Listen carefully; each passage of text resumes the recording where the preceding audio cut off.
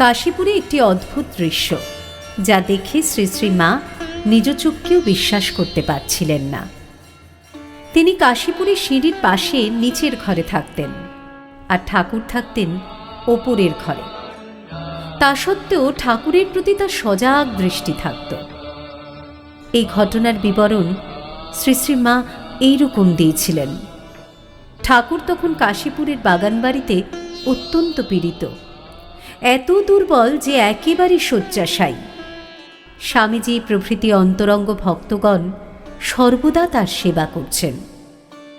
একদিন তারা স্থির করলেন বাগানের এক পাশের একটি খেজুর গাছ থেকে সন্ধ্যার সময় জিরেনের রস খাবেন।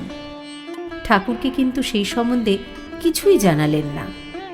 সন্ধ্যার সময় তারা সকলে সেই গাছটির দিকে চললেন। শ্রী শ্রী মা তখন সেই বাড়িতেই থাকতেন। তিনি হঠাৎ দেখলেন ঠাকুর তীর বেগে নিচে চলে গেলেন। দেখে চমকে উঠলেন।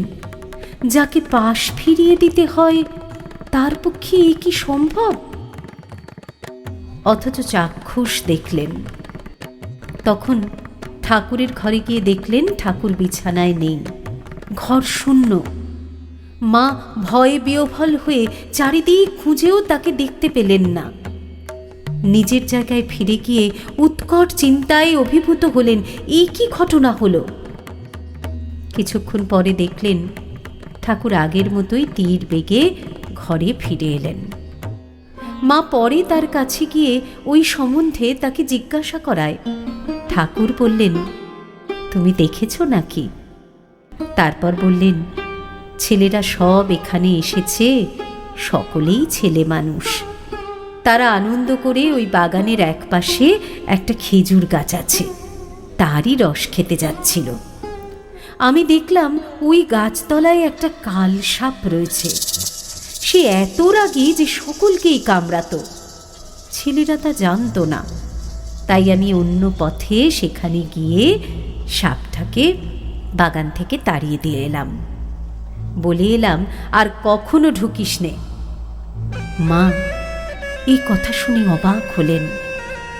ঠাকুর তাকে এ কথা তখন প্রকাশ করতে নিষেধ করেছিলেন। অনেক সময় প্রশ্ন জাগে, ঠাকুর কি আমাদের রক্ষা করেন? মা যেমন সন্তানকে রক্ষা করেন, তেমনি ঠাকুরও তার শরণাগত ভক্তদের রক্ষা করেন। হরি যাকে রক্ষা করেন তাকে কেউ মারতে পারে না।